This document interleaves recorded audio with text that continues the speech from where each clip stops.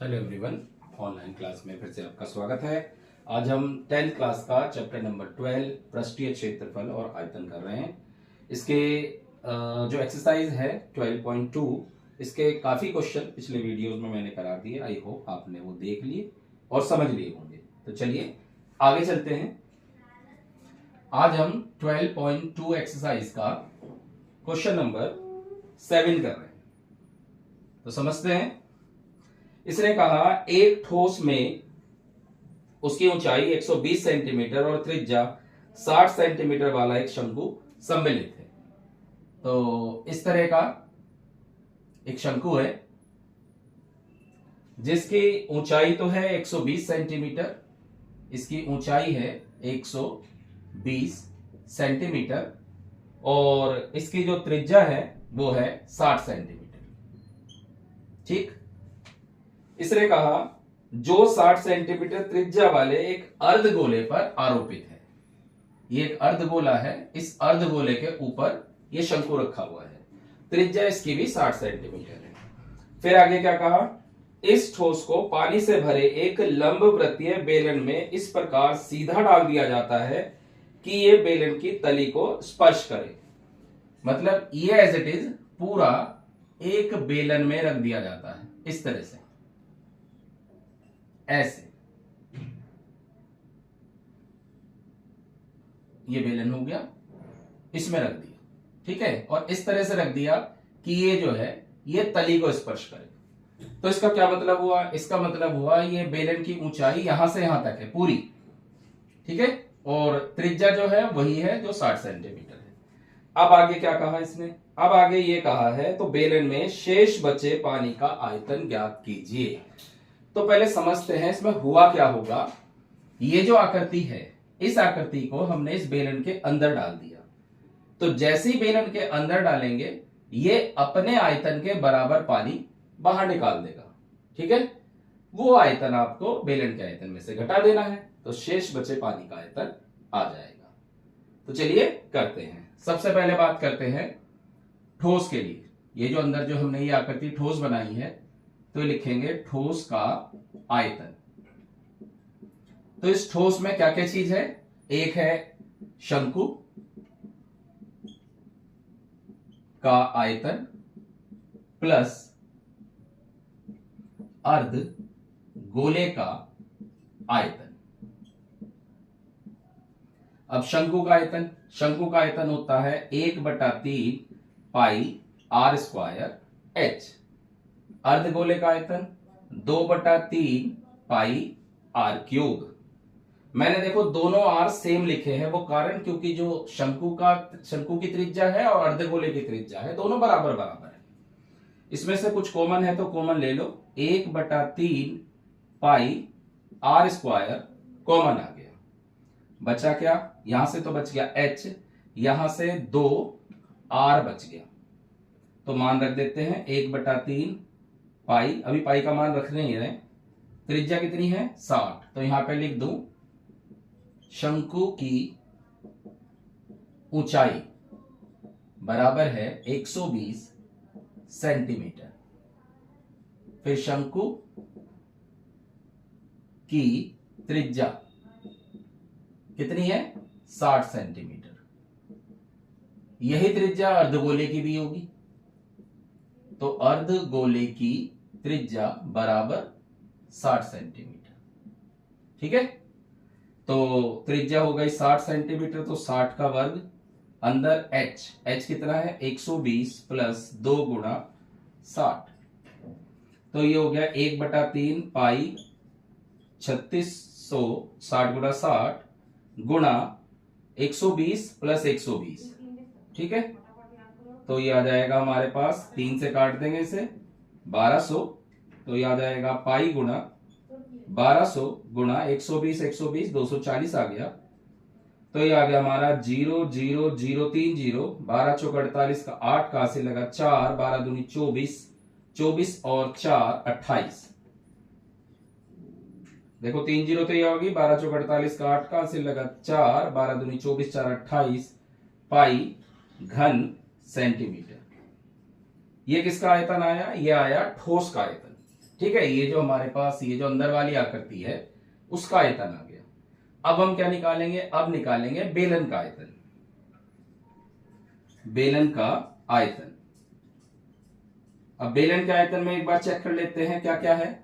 देखो ध्यान से, ये वाली जो है ये इस अर्धगोले की त्रिज्या है, ये वाला अर्धगोले की त्रिज्या है, कितनी है 60 सेंटीमीटर, और इससे ऊपर कितना है 120 सेंटीमीटर। तो बेलन की जो ऊंचाई आ गई, बेलन की ऊंचाई ये आ गई हमारे पास 120 प्लस 60, 120 प्लस 60 यानी 180 सेंटीमीटर। ठीक है, अब बेलन का आयतन निकालेंगे। बेलन का आयतन का फार्मूला होता है पाई आर स्क्वायर एच।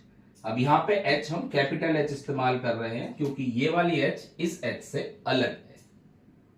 तो पाई त्रिज्या तो वही रहेगा 60 का वर्ग और गुणा ये कितना हो गया 180, तो पाई गुणा 3600 गुणा 180, 1 2 3 3 0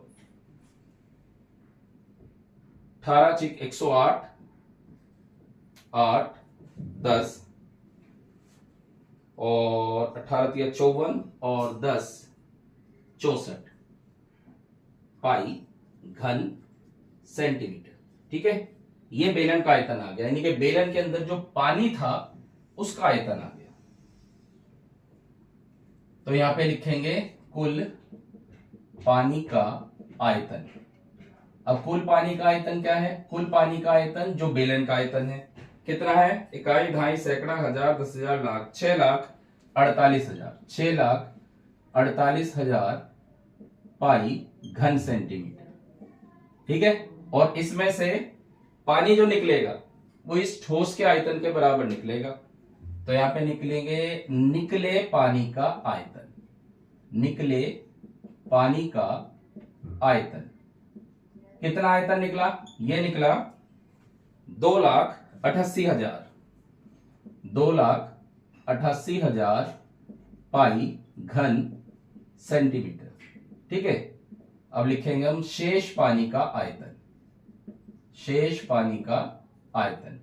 तो बस घटा देंगे, ये आ जाएगा 6,48,000 पाई और इसमें से 2,88,000 पाई घटा देंगे तो ये आ जाएगा हमारे पास पाई 1 2 3 3 0, 8 में से 8 घटा देंगे 0, 14 में से 8 घटा देंगे 6 और 5 में से 2 घटा देंगे 3, तो 3,60,000 पाई घन सेंटीमीटर पानी उसमें बचा है। क्लियर, समझ लेते हैं दोबारा क्वेश्चन को। हमारे पास एक ठोस ऐसा था कि एक शंकु जो है वो एक अर्धगोले पे रखा हुआ था।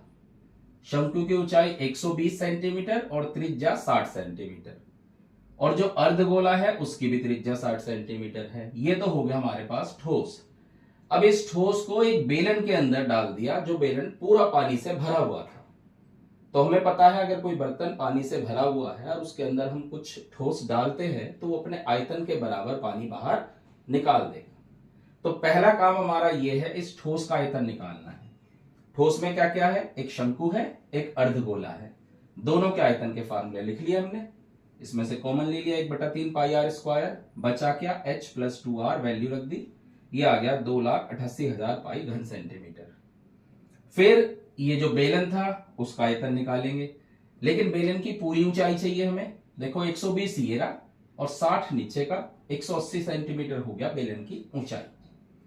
त्रिज्या वही है तो ये आ गया हमारा 6,48,000 पाई घन सेंटीमीटर, यानी टोटल इतना पानी था, इसमें से इतना पानी बाहर निकल गया, तो शेष पानी जो बचा इसको घटा लेंगे, वो आपका आंसर आ जाएगा। क्लियर, शेष पानी का आयतन आ गया 3,60,000 पाई घन सेंटीमीटर। अब पाई का मान हमें नहीं दे रखा है, आप यहां भी छोड़ सकते हैं या पाई का मान आप रख सकते हैं इसमें। तो यह आ जाएगा 3,60,000 गुणा पाई का मान हो गया आपका 22/7। ठीक है, तो गुणा कर देते हैं 1 2 3 4 0, तो ये हो गई, और ये आ गया 6 दूनी 12 2 1 6 दूनी 12 और 1 13, यानी कि 22 6 132, 2 13, 22 दिया 66, 66 और 13 79 आ गया बटे 7। तो 7 से भाग कर दे इसे, 7 एकम 7, फिर 7 एकम 7, कितने बचे 2 22, 7 दिया 21, बचा 1 10, 7 एकम 7, बचे कितने 3, 7 चौक 28, 2 20, 7 दूनी 14, 6 60, 7 अठी 56, दशमलव वगैरह वगैरह जो भी आएगा। ठीक है, ये आ गया 1 1 3 1 4 2 8 घन सेंटीमीटर। घन सेंटीमीटर यानी कि कितनी सेंटीमीटर कितनी बार है, सेंटीमीटर 3 बार है। क्योंकि डिजिट हमारी बहुत बड़ी है तो मैं इस घन सेंटीमीटर को घन मीटर में बदलना चाह रहा हूं, तो उसके लिए समझ लो जरा क्या करेंगे, समथिंग जो भी है, चलो निकाल ही लेते हैं भाई। 7 एकम 7, ठीक है 9, 7 एकम 7 बचे 2 22, 7 21, बचा 1 10, 7 एकम 7 बचे 3 30, 7 चौक 28, बचे 2 20, 7 दूनी 14, बचे 6 60, 7 अठी 56 और 40, 7 पंजे 35 और 7 सत्ती 49, लगभग ये आ गया 5 7। ठीक है, ये 0.57 आ गया। अब घन सेंटीमीटर को मैं घन मीटर में बदल रहा हूं। घन सेंटीमीटर का मतलब है सेंटीमीटर 3 बार है और मैं बदलना चाह रहा हूं मीटर, तो 3 बार हमें इसे 100 से भाग करना पड़ेगा, तब आएगा ये घन मीटर।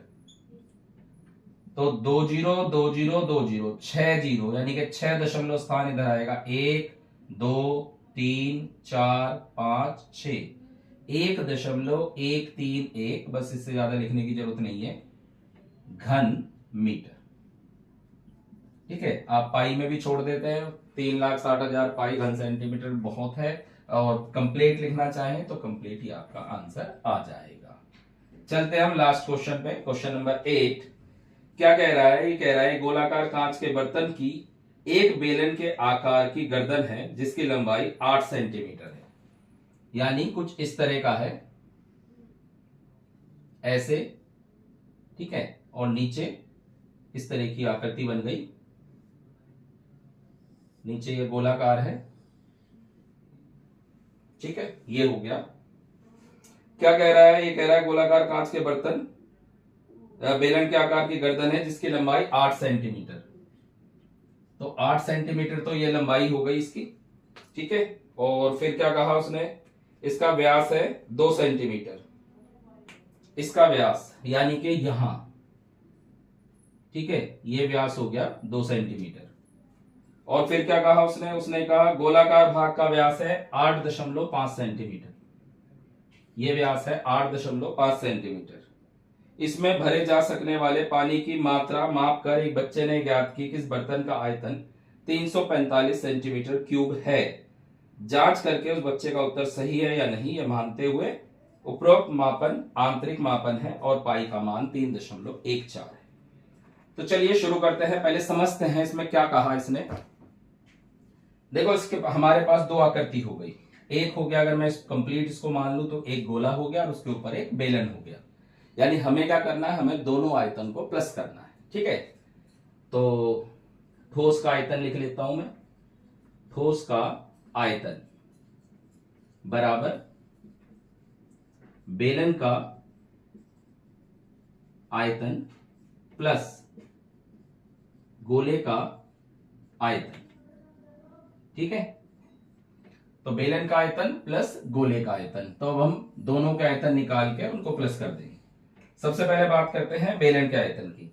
बेलन के आयतन का फार्मूला होता है पाई r² h प्लस, और गोले का आयतन होगा 4/3 पाई r³। अब देखो ध्यान से, मैंने दोनों r अलग अलग लिए हैं, क्यों, क्योंकि व्यास हमारे पास अलग अलग था।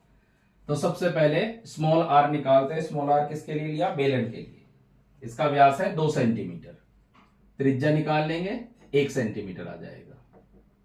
फिर कैपिटल R निकालते हैं, तो कैपिटल R किसका है, गोले का, और गोले का व्यास कितना है 8.5, 2 चौक 8, 2 दूनी 4, 2 पंजे 10, 4.25 सेंटीमीटर। ठीक है, अब हम ठोस का आयतन निकालते हैं। ठोस का आयतन। तो फॉर्मूला लिखते हैं, सबसे पहले दिया हुआ है पाई आर स्क्वायर एच, पाई को ऐसे ही रहने देंगे, आर आ गया 1 का वर्ग और एच कितना है, एच है हमारे पास 8 सेंटीमीटर। फिर प्लस यहां 4/3 पाई 4.25 का क्यूब, यानी कि घन हो गया उसका 3 बार। ठीक है, अब हमें इसकी मल्टीप्लाई करनी है, तो करते हैं। सबसे पहले तो ये आ गया 1 का वर्ग 1, 8 में गुणा कर देंगे, 8 पाई आ जाएगा, प्लस 4/3 पाई और 4.25 की हम 3 बार गुणा करेंगे। ठीक है, तो थोड़ा सा इसको हम थोड़ा सा इजी बना लेते हैं, बटे 100 कर देते हैं, या पॉइंटों में निकालना चाहे आपकी मर्जी, आप कैसे करते हो कैलकुलेशन। कैलकुलेशन में कुछ ऐसा नहीं है कि ऐसे ही करना है। 25 से काट दो इसे, 25 से कम 25, कितने बचे, 7, 17, 175। तो 25 सत्ते 175 और 25 चौका 100, यानी आ गया 17/4 की घात 3। ठीक है, तो ये हो गया हमारा 8 पाई प्लस 4/3 पाई गुणा 17 गुणा 17 गुणा 17/4 गुणा 4 गुणा 4, इस तरह से लिख लिया हमने। ठीक है, तो अब देखो एक 4 से तो 4 कट गया हमारा। अब 8 पाई प्लस आ गया 8 पाई प्लस 17 × 17 289 × 17 4913 बटे 4 चौक 16 48 पाई। ठीक है, 4913 बटे 48। सबसे पहले काम 48 से भाग कर लेते हैं, 48 से कम 48 बचा 1। ठीक है, फिर 1 उतार लिया, टेबल चल नहीं रहा है, 0 फिर 3,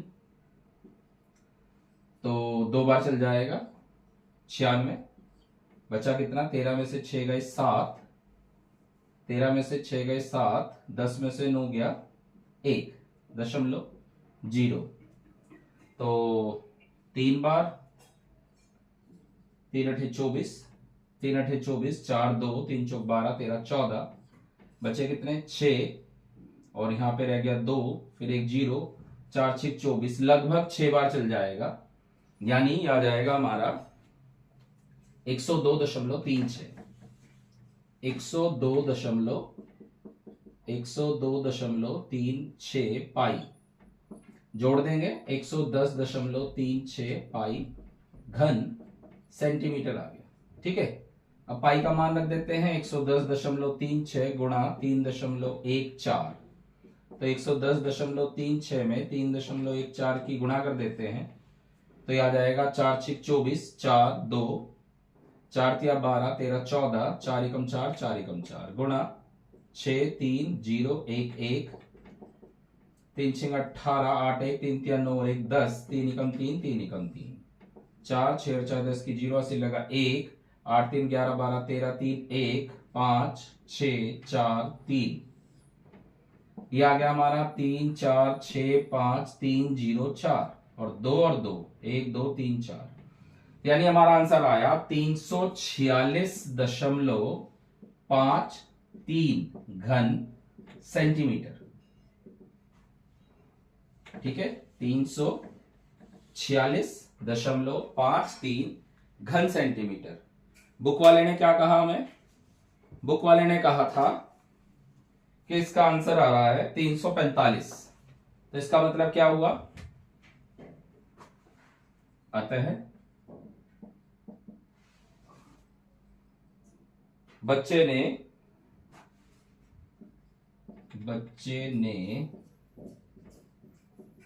आयतन गलत ज्ञात किया था। ठीक है, क्लियर, सही आंसर ये आ गया इतने घन सेंटीमीटर, ये आ गया आंसर हमारा। क्लियर, तो ये हमारी एक्सरसाइज ये कंप्लीट हो जाती है। उम्मीद है आपको ये सारे क्वेश्चन बढ़िया तरह समझ में आ गए हैं।